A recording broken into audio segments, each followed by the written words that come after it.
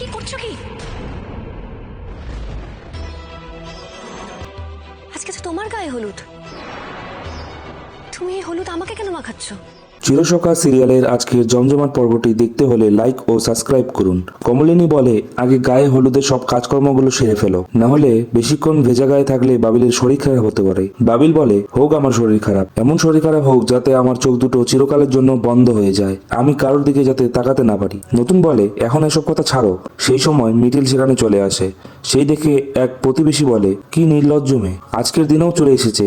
মিটিল বলে, আপনারা যেমন নিমন্ত্রিত আমিও তেমন নিমন্ত্রিত, তাই এখানে এসেছি, এতে আমার কি দোষ? কিছুক্ষণ পর কোয়েল সেখানে এসে হাজির হয়। সেই দেখে সবাই একটু অবাক হলে কোয়েল বলে, জানি আজকে আমার গায়ে হলুদ, তবুও আমি চলে এলাম। কোয়েল বাবিলের গায়ে বেশি করে হলুদ মাখানোর পরে সেই হলুদ মিটিলের গায়ে লাগিয়ে দেয়।